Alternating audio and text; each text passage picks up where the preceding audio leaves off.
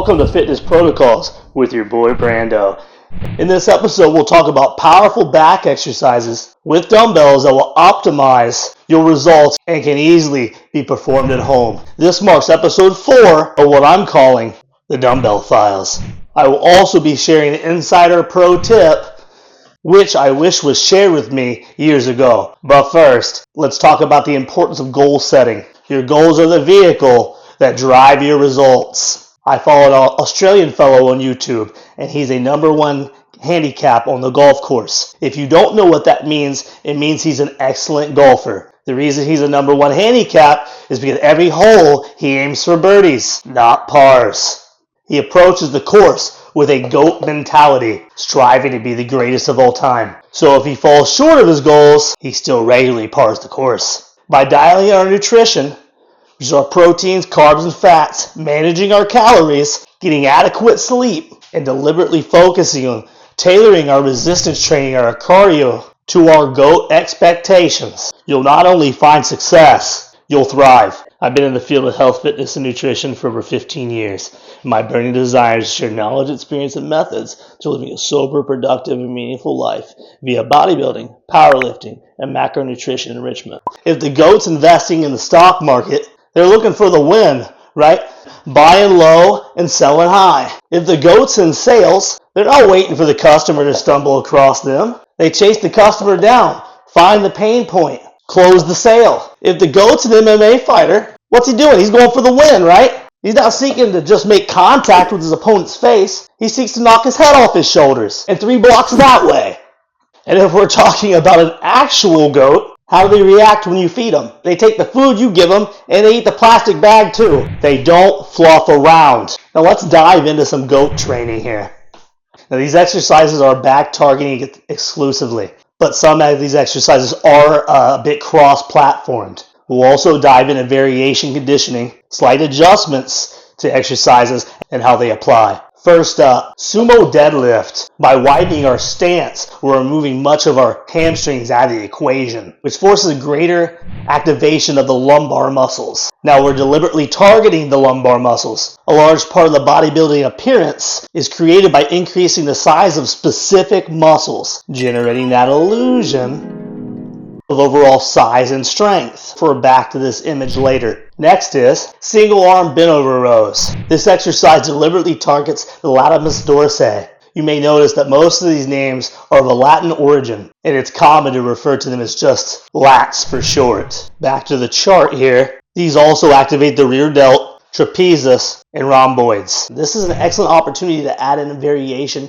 training. This ensures that every muscle is stimulated efficiently and effectively. Variations are when you change one element, angle, or position that deviates from the standard exercise method, a powerful tool for targeting problem areas. For example, a low row will target more of the lats into the obliques and serratus anterior, while a standard row will hit all of the muscles previously mentioned, all from the top to the bottom of the back. And a high row will target more of the rear delt, trapezius, and rhomboids, which I can't reach. One approach is using all 3 hand methods per working set, and this technique can be applied along with the other 5 techniques for building size, strength, and breaking plateaus mentioned in this episode here. Number 3 is dumbbell pullovers.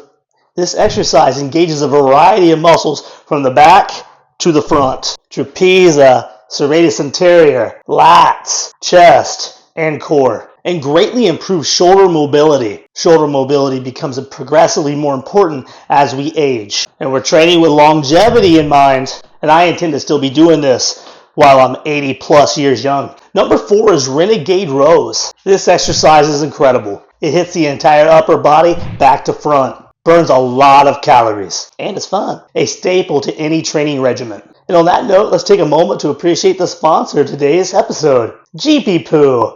Also a renegade. He's yellow, he's mellow, and he's always on the go. His hobbies include collecting ducks, going golfing, and he loves the gym too. He never really goes in, but he never complains about it when we go. And if he could have it his way, all we would do is beach.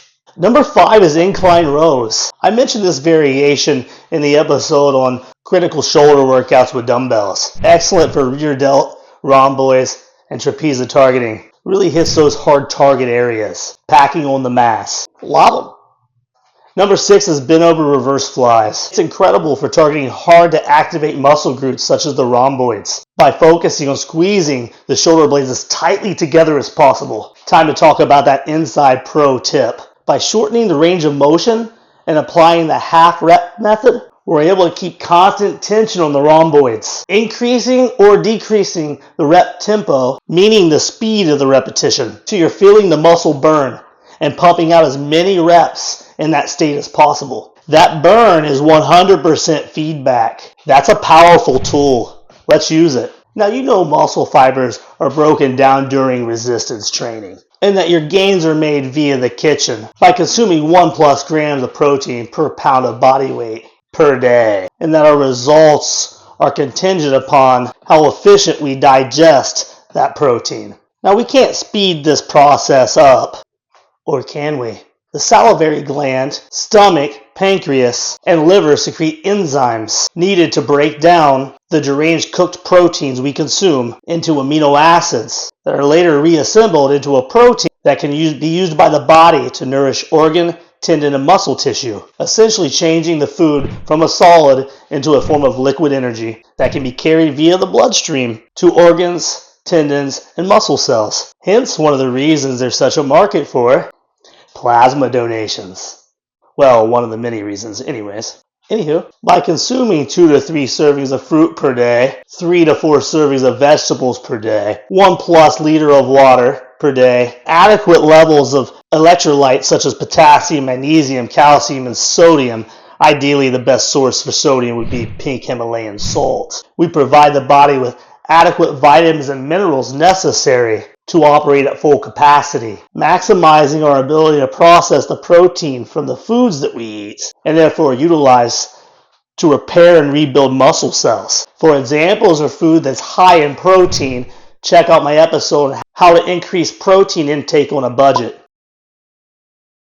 See my first donation via Cash App, which is in the description of every one of my videos, which also contain a link to a free macro enrichment guide and a copy of the push-pull legs workout program as well for those interested. I really appreciate the contribution. If the person is watching, thank you very much. When I've received enough donations to pay for a container of pre-workout or protein powder, someone will have the opportunity to win the product as a prize. Free of charge, of course, so stay tuned. Meet me at the gym. Thank you very much for watching. If you liked this episode, found it helpful or informative, please hit the like button.